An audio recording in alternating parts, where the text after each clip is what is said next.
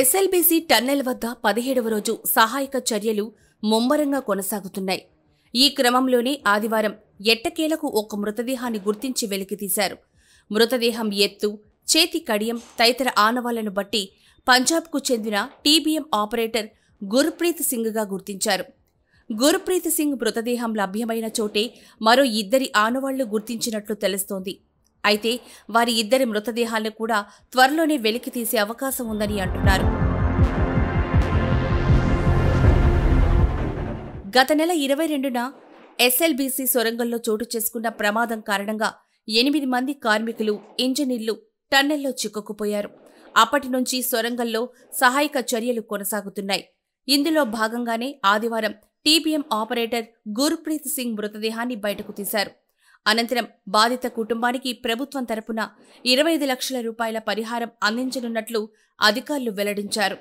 అలాగే మృతదేహాన్ని స్వస్థలానికి తరలించనున్నట్లుగా తెలిపారు. అంతకన్నా ముందు మృతదేహాన్ని ఫోరెన్సిక్ నిపుణుల ఆధ్వర్యంలో పోస్టుమార్టం చేయనున్నారు.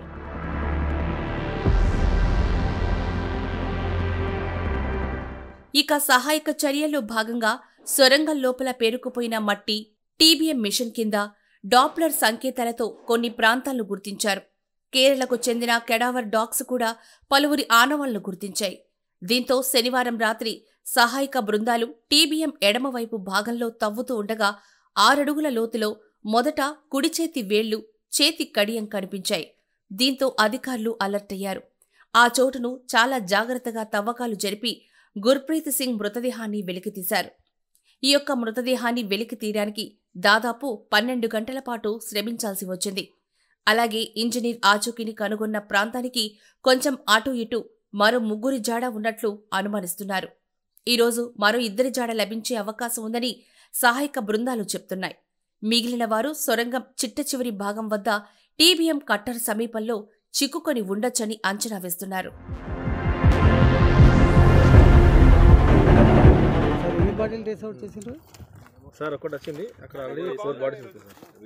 ఎస్ఎల్బీసీ సొరంగంలో బయటపడ్డ గుర్ప్రీత్ సింగ్ స్వస్థలం పంజాబ్ రాష్ట్రంలోని తరణ్. ర్యాబిన్స్ సంస్థలో 2022 నుంచి టీబీఎం ఆపరేటర్గా పనిచేస్తున్నారు. ఆయనకు భార్య రాజేందర్ కౌర్, 2 కుమార్తెలు ఉన్నారు.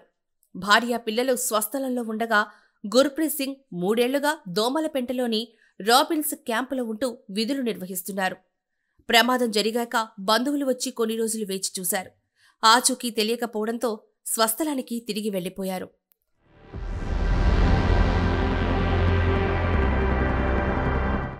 మృతదేహాల వెలికితీత ముమ్మరం చేయడంతో మళ్లీ ఎస్ఎల్బీసీ వద్దకు మృతుల బంధువులు చేరుకుంటున్నారు.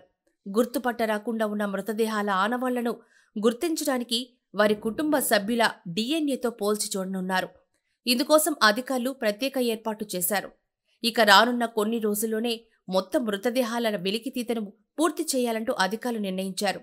అందుకోసం 3 షిఫ్టుల్లో కార్మికులు పనిచేసేలా ప్రత్యేక ప్రణాళికతో తవ్వకాలు చేపడుతున్నారు. మృతదేహాలను చాలా జాగ్రత్తగా వెలికితీయాలని నిర్ణయించారు.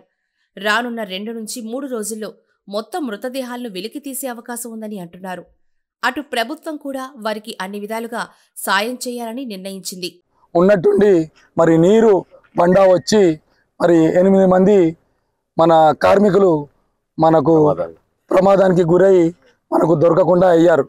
మరి చాలా రోజుల నుంచి మన టీమ్స్ అన్ని ఏజెన్సీస్, ఇటు సింగరేణి కాలరీస్, అటు ఎన్డీఆర్ఎఫ్, అటు ఎస్డీఆర్ఎఫ్, ఇటు రైల్వేస్, ర్యాట్ మైనర్స్, స్పెషల్గా ఉత్తరాఖండ్, మరి ఇంతమందిని ప్రభుత్వము మరి అరేంజ్ చేసి 8 మంది కోసం ఈ వందలాది మందిని ఇక్కడ ఇచ్చేస్తారు.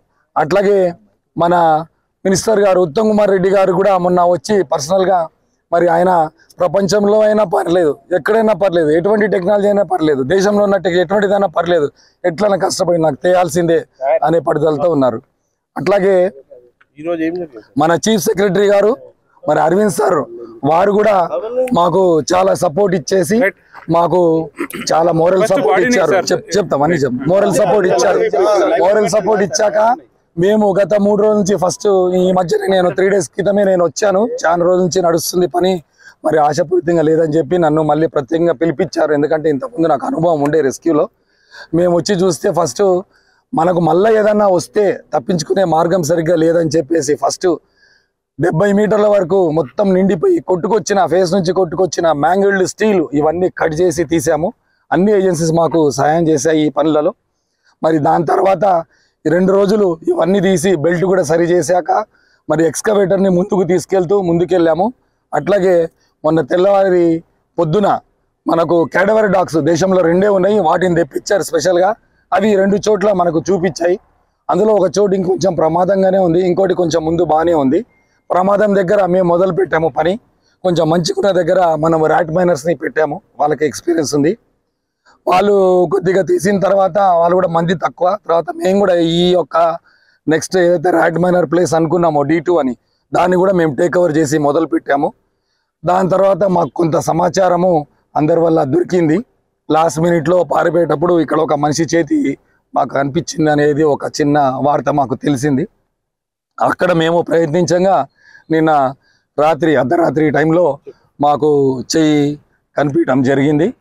దాని తర్వాత మేము అట్లాగే శ్రమిస్తూ పొద్దున 5 వరకు యాక్చువల్లీ తీయాల్సిన అవకాశం ఉండే, కానీ చూస్తే దాదాపు 7 లేయర్ల స్టీలు ఆయన మీదకి ఉంది అన్నమాట. కాబట్టి మనము తొందరపడి తీస్తే మరి కొంచెం కూడా ఏదన్నా మనం ఇంటాక్ట్గా పట్టుకురావాలనే ఉద్దేశంతో మేము మళ్ళీ 12 గంటలు ఒక్కొక్క లేయర్ స్టీల్ని తీస్తూ లాస్ట్కి మరి ఆయనని మేము మీదకి పట్టుకొచ్చామండి. ఇంటాక్ట్గా మంచిగానే ఉంది అంతా. ఇదండి మరి మన గురుప్రీత్ సింగ్ అని అన్నారు. ఆయన యాక్చువల్లీ చాలా ముందు ఫేజ్లో ఉండనుండే, ఆయన ఇక్కడ దాకా వచ్చారు అంటే మరి మిగతా వాళ్ళు కూడా దొరకాలని మాకు ఆశగా ఉంది. అంతకుముందు అయితే మరి ఫాల్ అవుతాలో ఉంటే కష్టము అని అనుకున్నాము. ఇప్పుడు ఈయన గురుప్రీత్ సింగ్ దొరికేసరికి మాకు కూడా ఆశ ఉంది. మేము కూడా మరి ఎంతో కుటుంబాలు సఫర్ అవుతున్నాయి కదా, మరి మేము కనీసం ఎతికి తీసిస్తే బాగుంటుందని మేము ఆలోచిస్తున్నాము. మరి అరవింద్ సార్ కూడా ఇందాక మాట్లాడి మరి ఇవాళ సండే ఈవినింగ్ వరకు తెస్తాను, కరెక్ట్గా తెచ్చావు, మరి మిగతా వాళ్ళు కూడా టైం చెప్పు అని అడిగారు. కానీ అది మేము రేపు మళ్ళీ ప్రతి చోట చిన్నగా గుణపాలేస్తూ చూస్తూ మళ్ళీ డాగ్స్ హెల్ప్ కూడా తీసుకుంటాము. మరి మిగతా ఏజెన్సీస్ మాకు ఎవరైతే సహాయం చేశారో వాళ్ళు కూడా NDRF కానీ స్టేట్ కానీ రైల్వేస్ కానీ వాళ్ళందరి సహాయంతో రైట్ మైనర్ సహాయంతో మిగతా వాళ్ళు కూడా తీసే ప్రయత్నము మేము చేస్తాం. అవునండి, ఎందుకంటే ఆ రోజు డాగ్స్ చూసినప్పుడు నేను లేనండి, నాకు సైట్లు ఇచ్చారు. వాటి రియాక్షన్ నేను దగ్గరుండి చూస్తే, అంటే ఇది మాకు ఆల్రెడీ నేను 95 అయిపోయింది కాబట్టి లోపల కబురు చేశాను. 11 లోపల ఈ మనిషి బయటకు వచ్చేస్తారు కాబట్టి 11 నుంచి నేను అట్లాగే కంటిన్యూ చేసి మరి మిగతా వాసనలు కూడా తెలవాలనే ఉద్దేశంతో నేను లోపల ఉండగా నేను రిక్వెస్ట్ చేశాను, వారు అలాగే పంపించారు. అవి కొంచెం చూపిస్తున్నాయి కానీ అది నీటితో వచ్చేదా లేదా కరెక్ట్గా తెలవట్లేదు, ఎందుకంటే ఇది ఎక్స్పోజ్ అయింది కదా దీని వాసనతోనే. అది మళ్ళీ 1 రోజు 2 రోజులు నీళ్ళు మొత్తం వెళ్ళిపోయినాక మళ్ళీ మనం పొక్కలు చేసుకుంటూ వెతకాలండి. చాలా పెద్ద అది మనం ఇప్పుడే చెప్పలేమండి, ఎందుకంటే అది ఫేస్ కూలింగ్ దగ్గర నుంచి దగ్గర ఉంది.